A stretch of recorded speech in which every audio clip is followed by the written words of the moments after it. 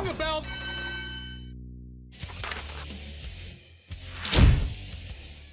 Hello, everyone, and welcome to the Slam Society. Welcome to my review show here of NXT No Mercy 2024 from the Ball Arena in Denver, Colorado.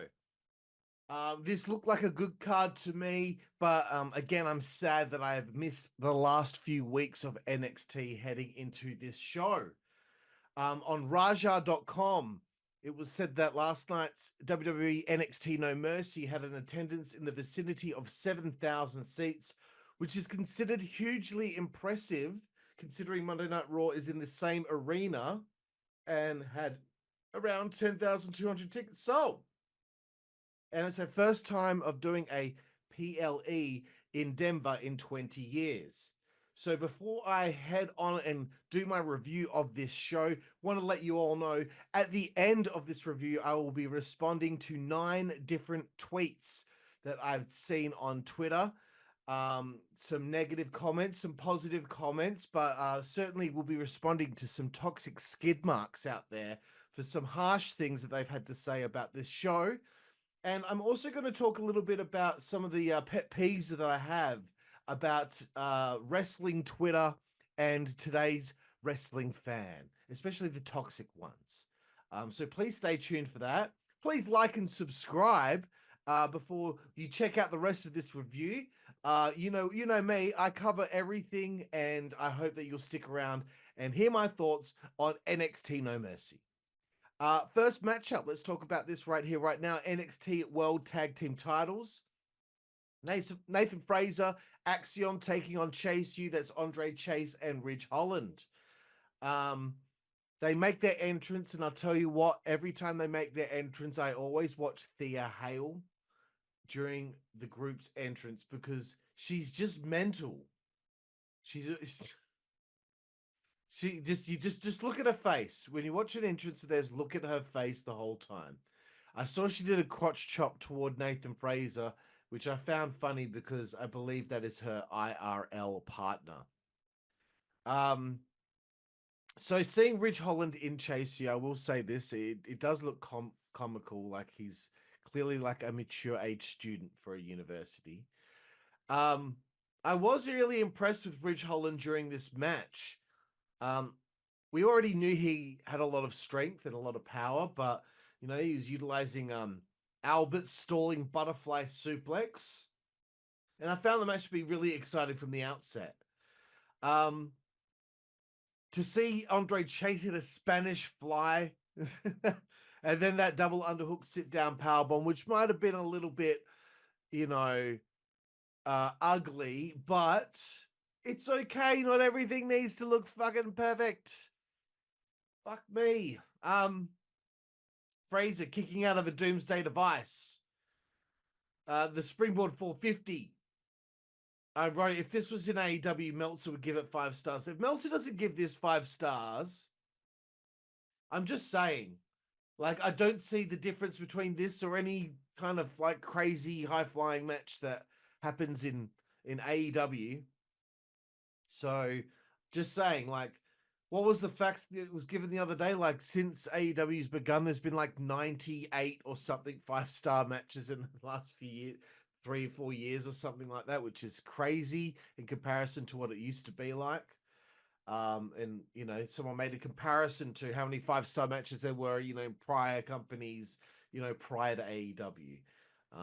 So I'm just saying, okay. Axiom kicked out of the powerbomb backstab, but that's when I knew trouble was afoot here for Chase U. Spanish Fly, Phoenix Splash, and Chase U lose. I did not see it coming. I really thought they were going to retain here. I loved the angle after the match where Ridge Holland snapped. He fucking snapped. He nailed Chase U. Fucking laid waste to him, son. He fucking laid waste to them. Thea was crying. Ridge started to look like the pain and anguish just washed from his system as he fucked Andre Chase up on the announce table, and we get the stretcher job. I don't know what happened with that table. You know what? I don't like it when WWE do moves on the announce table and it doesn't break. Because then later on, when Wentz was against Wesley and Wentz was like, he just leant on the table after, I don't know what Wesley had done to him, but the table just crumpled. And I was like, how is it that Rich Holland hits a move? I know what happened. I believe the commentators have a mechanism that they pull out, which makes the table break. It's on them. So something must have happened with that. Anyway, we get a Pete Dunne promo. Whatever. It's kind of a repeat of promo from him, you know, on the weekly shows the last few weeks. So the next matchup was the TNA X Division champion Zachary Wentz taking on Wes Lee as MSK collide here. So this is like the big feud matchup here, and it was surprising to me to find out Zachary Wentz had actually won the X Division Championship. I've not seen Emergence. I don't know if it happened on that show, if it happened on the weekly Impact show, but clearly they wanted to get the X Division title on an NXT show. And I think I saw someone complain about this, saying, you mean to tell me that Mike Bailey defeated Ali for the... Yes. There's a good to fair chance that maybe Mike Bailey might not be there much longer. I know that there's been a bit of chatter about where Bailey will go after his run in TNA is up. But the story is Wentz and Lee. If they want to get that X Division title on WWE NXT television or on a PLA, that's helpful. And I'm going to say it one more fucking time. NXT in 2024, 2023, 2022, 2021, 2020, 2019, etc., etc., etc.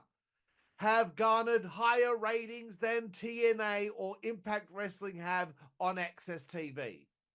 Let me say that again. They have garnered more ratings, more buy rates, more eyeballs than TNA and Impact Wrestling, okay? Anything that happens where TNA talent or a belt or anything to do with that company, anytime they are being shown on NXT, they are getting more eyeballs than they usually would. Anytime an NXT person or even a WWE person shows up on TNA, it will garner more eyeballs because eyeballs have already been looking at those people. More eyeballs, excuse me, have been looking at those people than have been looking at TNA. Okay, so eyeballs are now being brought over to TNA. Is it that difficult of a thought process for a lot of you all out there? Is it that difficult of an equation for you to put together? If more people watch NXT, a lot of them might not watch TNA, but then they might seek out TNA if they find out NXT people are on the show. TNA people, you know, the fans, they might not watch NXT, but now Joe Hendry, fucking etc., Jordan Grace, Zachary Wentz, now they're showing up over there. Maybe, okay, cool. Like this is an exchange here. And it's going to be for the long haul. It's not going to be like a 3-4 month thing depending on one person's title reign. No. This is going to be happening moving forward. And I'm going to keep talking about this as we move forward. Anyway, let's get back to this. So this is like the first time the X Division is really being showcased. It's not for the X Division title. But, you know, it's good to see Zachary Wentz getting to have this thing with Wesley here after the bullshit of him getting released in the first place. I think one of the top spots of the match was Wesley going for that running Meteora, but Wentz locked in a Boston Crab. I wrote again, if this was in AEW, Meltzer would give it 5 stars. He would. I bet you he doesn't give it 5 stars. Wes hit the cardiac kick and Wentz kicked out. Wes still did a Meteora off the top, which was, I don't know.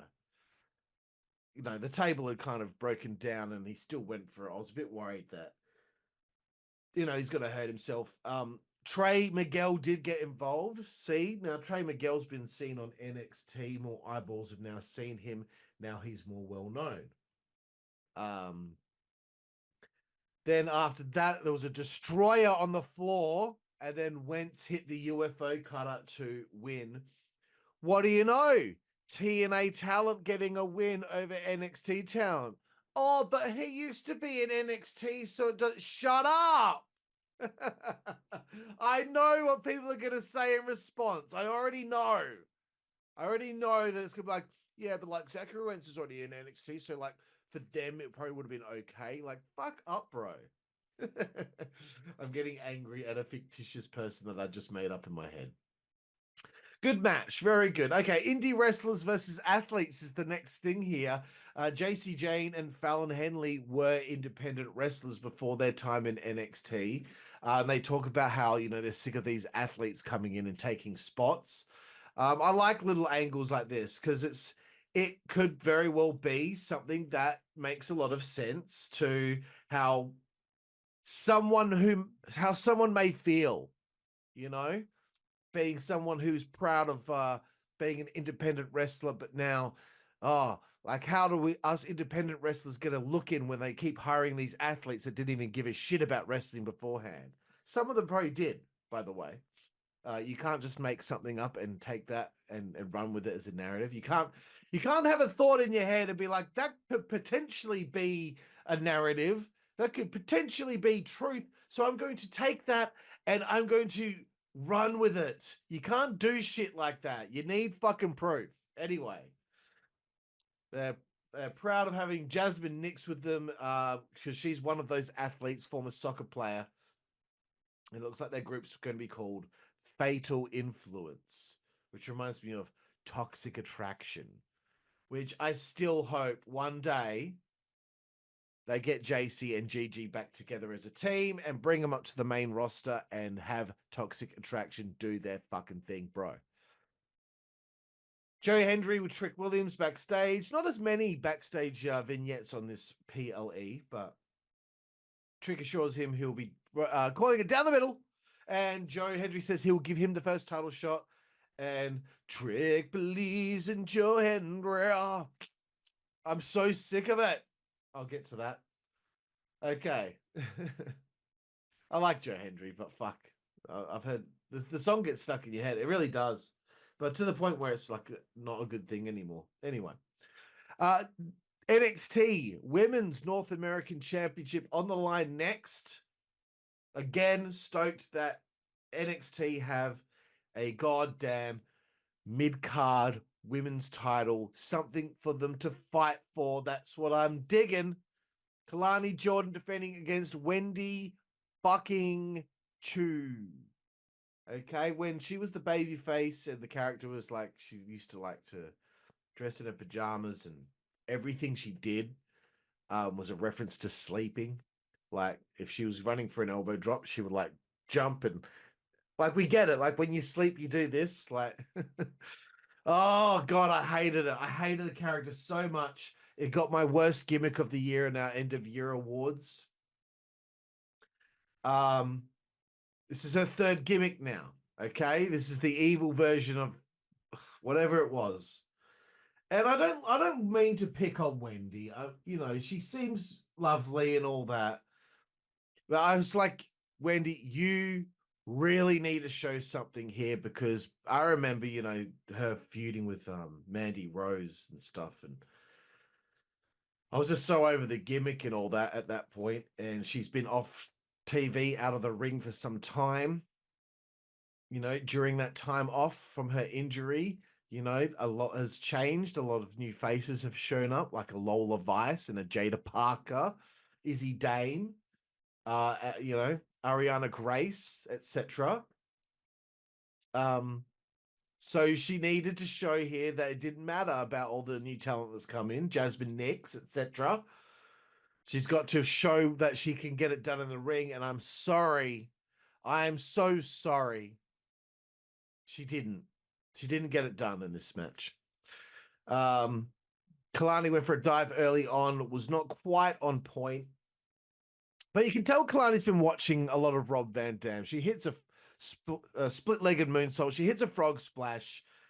She hit a cartwheel into a moonsault, which is something that RVD used to do. Wendy messed something up at one stage. Oh, I can't remember what it was. But I was just like, she's just not got it. She's just not got it. And I'm like, I would not be surprised if she gets released after this match, because it's not like she made Kalani look really good. You know, Kalani had that really cool match with Sol Ruka recently. And, you know, for one of her early, Tatum Paxley and Kalani had a great match as well. For, you know, early on here in Kalani Jordan's title reign, for Wendy to not give her a very good match.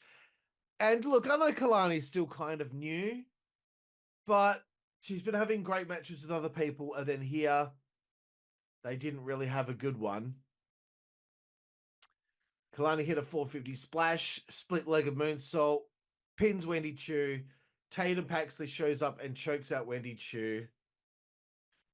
And yeah, I don't like saying stuff like this, but like with the amount of people that they have on that roster, the amount of people that's just in NXT alone, I just think to myself, is there really a spot for Wendy Chu? Do they need her?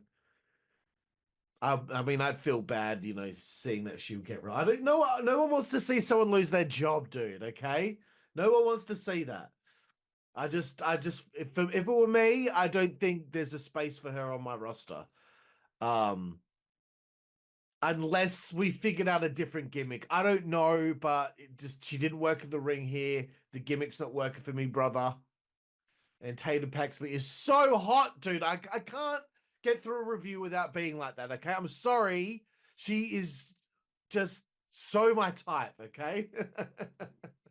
Little freak. Okay, NXT North American Championship. Oh, man. Match of the show, bro. It is, hey, T, how you fucking doing, Tone? Hey, T, how you fucking doing, huh? Huh? You gonna eat that fucking cannoli? Huh? He's got Stacks, he's got Luca Crucifino, and he's got Hubba Adriana Rizzo. Holy shit, did she look good, bro? And he was facing the Warrior. I am inevitable. The Obafemi, the North American champion. Obafemi's voice, I've said it before, fucking fantastic. He's going to get another notch in the belt here, lads. And I wrote down, because I get so excited when Obafemi comes out, because like he's become my favorite pro wrestler. Because he does what Camille did when she was the NWA World Women's Champion. He gives his opponents a great shine, makes them look really formidable, but still gets that victory at the end, which makes him look even better. Instead of just destroying people, you know, he's weathered a storm and he manages to get it over the line. I think that's the best way to go about a streak like this.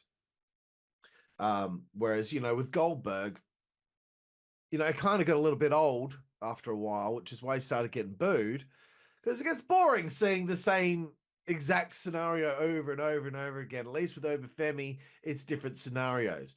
I wrote down I would keep him on NXT for 3 years. He's only 26 before going up to the main roster, maybe 2 years, okay? He'd be undefeated the whole time, and then I'd have him as North American champion, and he would end up becoming NXT champion. If that meant that they vacated the North American title, so be it. Or if he just started defending both championships, one at the beginning of a show, one at the end of a show on their PLEs or specials, that would be something different. And then when he finally gets to that main roster, I'd have him undefeated on there for another 1 or 2 years. Really build the fucking thing up so that when someone finally gets that win, And I'd hope it's not someone like Sami Zayn. You know, it would be a big deal. But, you know, and another thing, I'd put him with Omos because look, and I'm sorry, I will get to this match, but dude, how do they not know what to do with Omos? How can you find a spot for that guy? I get the special attraction thing and he does live events and all that shit, but come on, he can't again just come out for battle royals and Royal Rumbles to be eliminated. I would put him in a tag team with Omos and I would have them fucking kill everyone until eventually they'd break up and, you know, Obafemi would fucking beat Omos or whatever the fuck. And if Omos ended up being the one to actually finally beat Obafemi, that wouldn't offend me either. That wouldn't offend me. But the thing is, they really fucked him because they had him lose to fucking Rollins and shit. Anyway. Imagine Obafemi against fucking Gunter, dude. Anyway, so early on, Tony, you could see in the instant replay, he fucked his ankle. Hey, oh, fuck. I said fuck. Oh, fucking hell, man. Tony, like, bent his fucking ankle so fucking bad. It looked like he, like, really fucking, like, snapped it in half, dude. Sorry, excuse me. I was thinking about what happened and I kind of got lost in the thought, but it looked painful.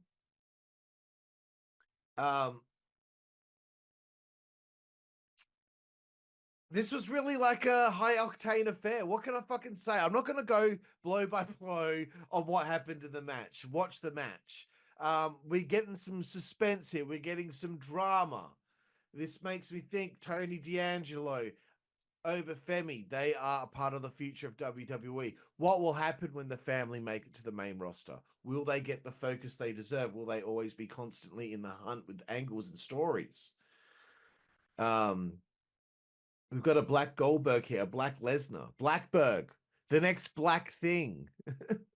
Vic saying Papa Shango shoulder breaker. That really popped me because I didn't even know Papa Shango used a shoulder breaker. Nice work, nerd. Oba grabs a crowbar off Luca Crucifino, shoves him over, then he wipes out Stacks. I was not sure about Tony D kicking out of the pop-up powerbomb. That's the first time someone's done that. Obafemi hits another power bomb, then a sit-down power bomb, and it's over. Maybe they are moving away from Obafemi doing the pop-up power bomb, and they are going with the sit-down power bomb. Who knows? But anyway, I thought this was the best match of the show. Really enjoyed it. And here's a note. This had more to sink into than All In, Bash in Berlin, and MLW.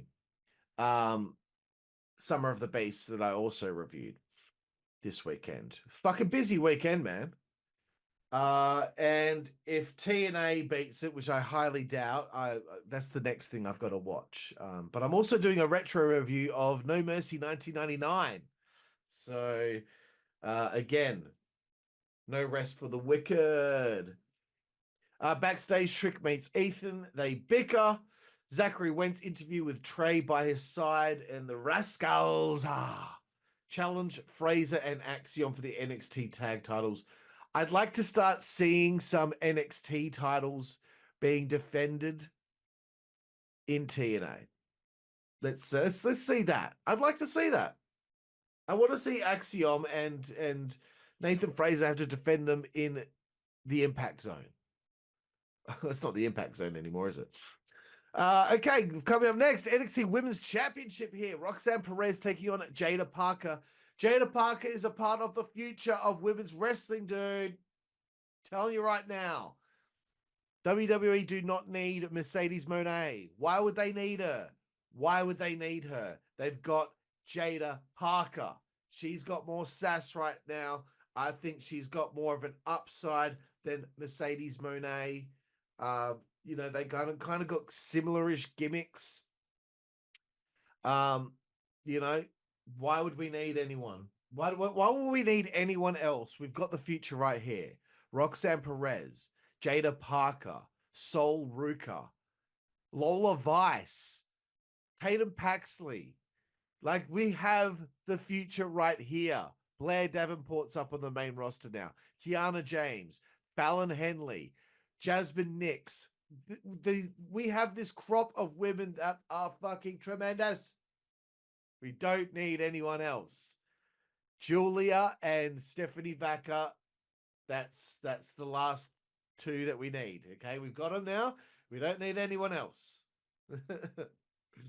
Fuck, I don't know what's wrong with me, but the last couple of days I've been so tired.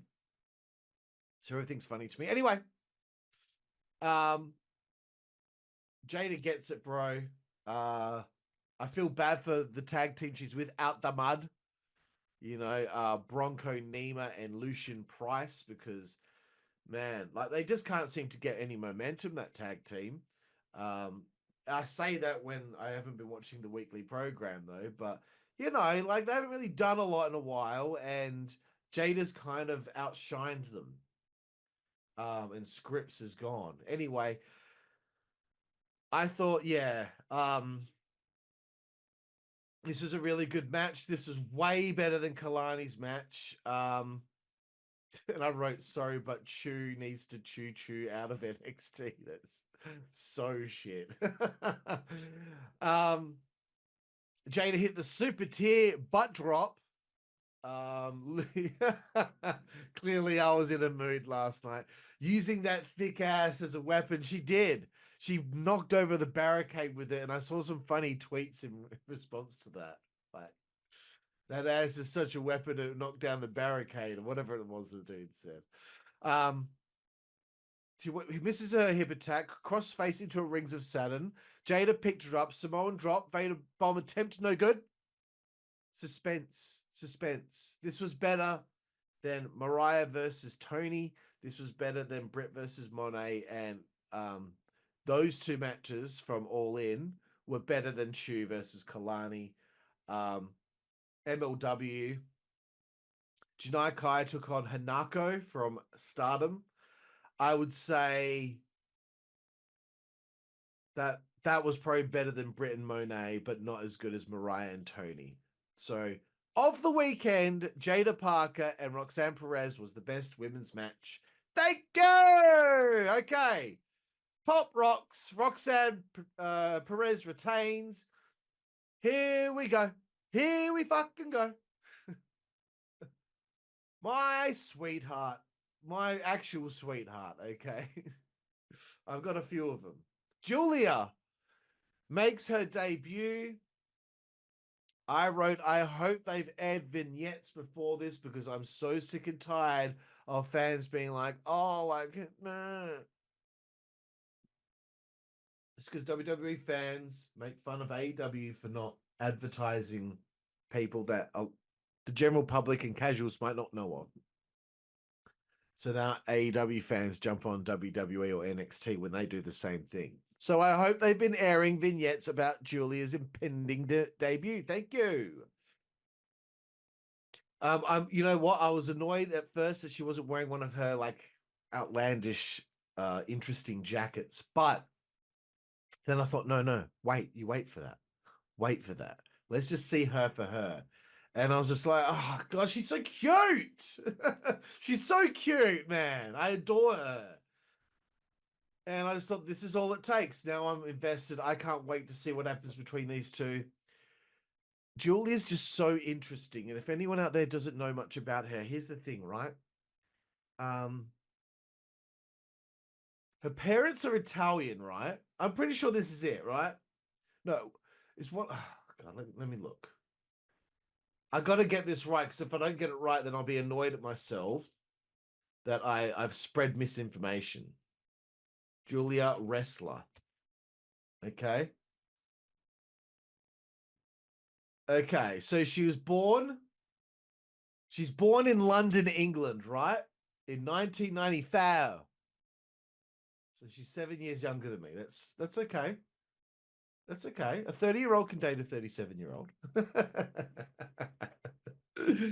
um, she's English born, but she grew up in Japan, and her father's Italian and her mother's Japanese. Born in England, father's Italian, mother's Japanese, grew up in Japan. She disclosed that she suffered bullying as a child due to her mixed race background. But, dude, I don't. Mixed race people are so gorgeous, man. She's interesting. She's got all this different background that I find interesting about her. You know, I can't wait to see what they do with her in NXT and WWE. But you know, this is like her and Stephanie are the only two international um professional wrestlers that I think I would be interested in bringing over. Maybe Tam Nakano from Stardom, but I don't think she's interested in going to the United States. Um, there's a few others here and there that might be interesting, but we're good. We good. Javon Evans vignette, seen it. Can't wait to see him get beat up. Izzy Dame vignette. I like this. This is what I want to see, seeing how she used to be a pro volleyball player. But what I don't want to see or hear about is the fact that Kiana James has been on the roster since that fucking draft, and she has not been seen participating on Raw since June 17th. Brother, that is nearly what? That's like 2.5 months. You can't think of something for her to do for 2.5 months? Why isn't she at least working live events, dude? What the fuck is doing? Is she injured? I don't know, but fuck you. Don't bring people up from NXT and not have a fucking clue what you're going to do with them. At least Blair Davenport's in a group now, but, you know. Ava with Sarah Schreiber. I don't even know what they were talking about. Andre Chase's update. And it's clear to me Kelly Kincaid now is probably very close to having her baby. So congratulations to her. Sarah looks like she'll be taking over the NXT duties going forward. Ethan Page and Joe Hendry for the NXT Championship in the main event here. I don't believe in Joe Hendry anymore, and it's not because I don't like him. It's just like I don't know. It's the LA Knight syndrome. Like I thought, oh yeah, LA Knight's really cool, but like I get over it really quickly when I start seeing the same thing over and over, which is strange because you know back in the day I could never get enough of the New Age Outlaws doing. Oh, you didn't know? Your ass better call somebody. Like I every time I was like, yeah, fuck yeah, man. Ladies and gentlemen, boys and girls, children of all ages, like just me as a kid, I suppose, but. I believe in Joe Hendry or L.A. Knight. Yeah. Oh, fuck you, dude. Enough. I've watched too much wrestling this weekend, bro. I've watched too much wrestling. Still not entirely sold on Ethan Page as NXT champion either. You know, if he goes to the main roster, I could just see him just being put with Theory and Waller. I don't know. By the way, I want to address this, and I'm sorry. I'm sorry I keep dilly-dallying, but Swerve Strickland and Prince Nana, Daniel Garcia, Ricky Starks, WWE or NXT don't need any of them. They don't need MJF. They don't need Kenny Omega. They don't need Will Ospreay. They don't need anyone else. And let me make this clear. AEW don't need anyone else. If you want to hire Lashley, fucking go for it, okay? But you don't need him. He'll probably be better off somewhere else. There's so many people going on about this person and that person going from this company to that company. Neither company needs anyone else. I want to fucking really hammer that home. They don't need anyone else. WWE don't have any space to put Swerve in anywhere where he can fit in. Okay? They've got enough fucking people to fucking worry about. There's enough people that don't get the TV time that they need right now. Over at AEW, there's enough people that don't get the time that they deserve on TV right now. There's only so much TV time. There's only so many PLEs or pay-per-views every year to worry about. You bring in Daniel Garcia, what is it going to do? What's he going to do? What's the fucking point? Just leave him over there. Starks, what is he going to do when he comes over? I'm sorry, I like Ricky Starks, but fuck, he's a bit small. And to be honest with you, I think he's a little bit overhyped. I think he's entertaining, but fuck. Sure, cruiserweight division, cool. I don't buy him, and I like him though, but I don't buy him as like a major threat. You know, he's a little bit older as well. If it were me, I'd be like, we're sorted over here. We don't need anyone. Anyway, I'll get off my high horse about it. I thought this was a worthy main event. I saw some negative comments about this match, mostly from people who clearly aren't fans of NXT, but I thought the crowd were very much into it. They reacted well to things like the rope break with the foot under the rope, which Trick Williams caught. And then we get that typical spot of Joe Hendry being shoved into Trick Williams' face. He goes down. Ethan Page had DDT Joe Hendry on the title belt. Trick Williams rolled in and stopped the count from the referee because he saw the DDT on the title belt. Referee gets accidentally nailed by Ethan Page as Trick Williams checks on the referee. Low blow. Ego's edge to Hendry. Fucking sick Ego's edge, to be honest with you. I liked the drama. And if anyone thought Joe Hendry was walking out with a belt here, no. No, it's not the time. Pete fucking Dunne laid out Trick on the outside of the ring afterward, and he just stood there. That's kind of a thing that annoys me about WWE or NXT. They just stand there and stare at the guy, or stand there and look at the crowd, or look. Like, after you've done that, wouldn't you just leave? Why would you just stand there for like 25 seconds? Just look like people don't do that. But anyway, I liked the end of the show as it pertained to the main event there. And I thought it was a pretty decent NXT show. And again, I'm sorry, but I have to say, this was a better show than Bash in Berlin, All In, and MLW. Let's get to some tweets. Sorry, before that, I will say that I'm going to give this a 7.5 out of 10. That might not sound like this is such an amazing show, but I would say that this was a great show. 7.5 is great for me. 7 is good. 8 is, awesome. 9 is, oh my God, that was fucking amazing. 10 is like, oh my God, I will completely fucking overwatch this show for the rest of my life constantly, like ECW One Night Stand. Okay. Let's get to some tweets. This one was from June 24th, 2023. So, what, like 26 months ago, something like that? From WrestleFlosion.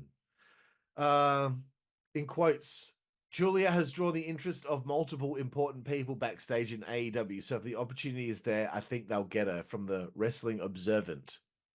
I don't know. And then I replied on the Slam Society account saying, ouch. Someone went to the effort of putting Giulia as All Elite in a graphic. Well, she's not there now, is she, boys? She's in NXT.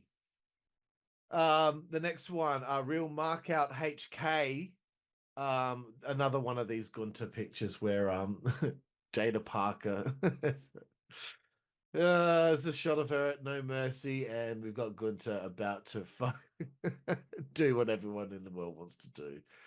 That is so funny, man. It always makes me laugh. Austin Carey at NWO for Life 34. He's put out some pictures of Jada Parker, and he's got like an emoji of someone drooling. So essentially, look, what I'm trying to say here is that like the fans are fucking frothing over her at the moment, which is always a good sign, right?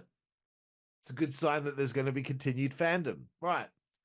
Amanda Savage at Amanda Savage or underscore Amanda Savage. Actual text from my best friend, hashtag NXT No Mercy. Even the wives of the casuals believe in Joe Hendry. So a friend says to her, I know nothing about any of those people. I just see that guy Joe Hendry everywhere these days.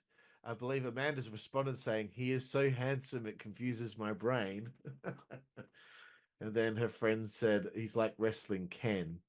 Um, See, okay, look, the men froth, the men thirst, and so do the ladies. I like it, Amanda, and I like what your friend had to say too. I'm glad to see that there's some ladies out there that believe in Joe Hendry and get a little bit of a tingle out of him. Okay, here we go. Let's get to the negativity. Oh, Toss Fandango's underwear thief. Oh my god. At Mr. Sister. Okay, so it's got to be a chick, right? NXT No Mercy fucking sucked. Everything about it sucked. Roxanne Perez is literally the only good thing that came from the whole entire pay-per-view. Wow, the sun's really coming through this afternoon. My bad. Um, Yo, chill the fuck out. What the fuck's wrong with you? Everything about it sucked. Are you kidding me? What did you watch? You didn't like the tag title match? You didn't like Wentz versus Wesley? How could you not like Obafemi versus Tony D'Angelo? Like, I can see some people maybe not being into the main event because they're not into Ethan Page or they're not into Joe Hendry. I could see people not being into the Wendy Chu match. Um, what was wrong with Jada Parker? So Roxanne Perez was the only good thing. No, sorry, I'm not taking that. I'm not listening to that bullshit. Jay Stattingale at J underscore the Flash. So yeah, Roxanne and Jada should have main evented because that main event sucked. Fuck man, that's harsh. Don't you reckon? That main event sucked. Would you like imagine Joe Hendry and Ethan Page were sitting right in front of you and they said, hey, so what did you think of the match? Would you go, Roxanne and Jada should have main evented because I thought the main event sucked. Like, bro, that's so fucking rude. It didn't suck. Okay. If I would say maybe try and change your verbiage a little bit there, Jay, and be like, I didn't really enjoy the main event that much. Um, there wasn't enough heat there for me. You have to go around saying it sucked. Right, next tweet. Number 7. Oh my god. Mercedes Monet. Wes CEO 2504. Fuck me. Some people are so weird with their fandom, hey? Like no Lola Vice, no Sol Ruka, what are we doing here? Then you have 2 non-homegrown talents for the NXT title. So? Dead emojis, fuck you. Oh, and Villains World, he showed up and he says, I'll be skipping this show. Good, go for it, bro. Like, I don't know what these people want. Do you want a 13 match card, bro? Yeah, you know what? I would have liked Lola Vice and Sol Ruka to be on the show. Actually, I think Lola Vice should beat Kalani Jordan for the North American women's title. But the thing I wanted to say is 2 non-homegrown talents for the NXT title. Okay. Ethan Page is not a homegrown talent. He's been an independent wrestler for some time. Blair Davenport was the same. I believe JC Jane was the same. Fallon Henley was the same. they still hire these guys, they still push and use these guys. So I don't think there's a big deal having Ethan Page as the champion and in the main event. Even though I said earlier I'm not sold on him as the champion yet, I'm giving him a chance. Joe Hendry is not a homegrown talent because he's in TNA and they're doing something with TNA. So is this one thing or another, everyone? Like, you either bitch and moan because they've got this partnership with TNA and TNA is getting nothing out of it, or you got Joe Hendry main eventing one of their PLEs. You're getting one or you're getting the other, and you're never happy either way. Tweet number 8 at Bam X Core. So, what was the point in Trick stopping the first pin? That was kind of mid, can't lie. I am so getting sick and tired of people using the word mid. Like everyone. All right, we get it. MJF used the word mid fucking so long ago. And you all fucking pick it up and put it into your fucking vocabulary. Get the fuck over it and come up with your own shit. Like, using fucking words that other people on television have used don't do the heavy lifting for your shit personality that you think it does. Sorry, Bam X Core, but fuck up, bro. That was kind of mid, can't lie. Fucking hell. It's like people who say mid say things like go touch grass, blah blah's living rent free in your head. Bad take, bad faith, calling someone a WWE or an AEW stan, trash, SMH or SMFH, shaking my fucking head, Nepo baby, moving the goalposts. They use these fucking phrases that get overused over and over and over again. Shut the fuck up. It does not equate to you having a personality or any sort of thought that means shit. And Sean Farley responded saying because he DDT Hendry in the belt. Bamcore made no difference to the outcome of the match, LeMayo. Yeah, it did. It meant that he didn't win by cheating with a DDT on the title belt.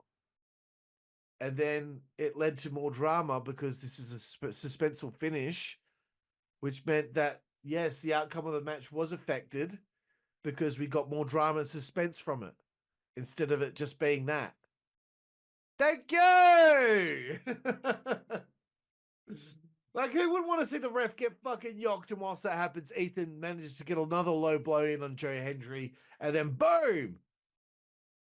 Ego's edge. So I'm sorry, Bamcore, but you know, I'm over the wrestling fans on Twitter. I'm over them saying the same shit. Okay. This didn't have anything to do with NXT, just I read it and it annoyed me.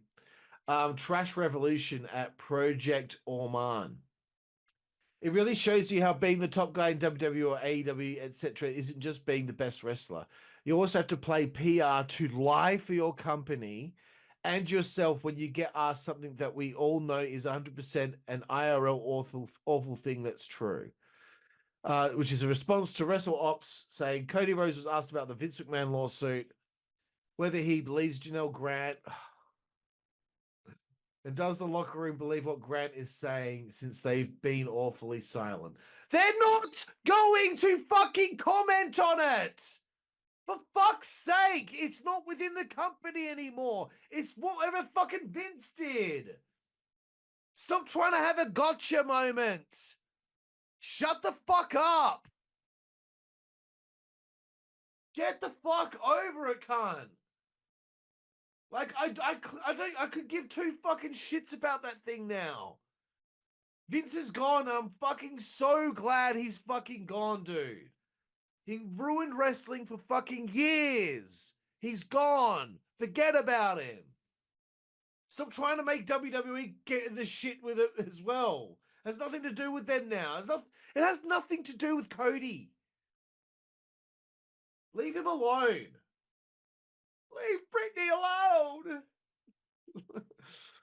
Heartbreak Kid 2003 on Cage Match. on the 3rd said aggressively okay show, a 6.0 rating. Slightly above average, maybe. Well, that's what a 6.0 would be. Given the weak card, excuse me, Obafemi and Tony D'Angelo, Jada Parker, Roxanne Perez. We got a TNA guy against the NXT guy who used to be a tag team in NXT. Given the weak card, I can say this went about as well as it could have gone. Hopefully for the next pay-per-view, PLE. HBK books some of the better workers. He's not. They've got a writing team. Like, I love how everyone keeps calling Triple H a booker, HBK a booker. Like, they have a team of writers. Some of the better workers he has on that roster, both men and women. Better workers. Oh my god, man. Too many mediocre talent on this pay-per-view, in my opinion. Get off your couch, you fat fuck, and go exercise. You've never taken a bump. You don't know shit. Fuck you. I'm sorry. Oh, God. There we have it, everyone. Thank you for joining me here for my NXT No Mercy review. Stay tuned for my NXT No Mercy 1999 review. And of course, eventually I will get to the TNA Emergence review right here on the Slam Society. Also, please check out Slam Society Extra. That's at Slam Society X on YouTube. We've got some fun non-wrestling content on that channel. Anyway, I'm Karlifornia. This is the Slam Society, and we will see you next time. Thank you.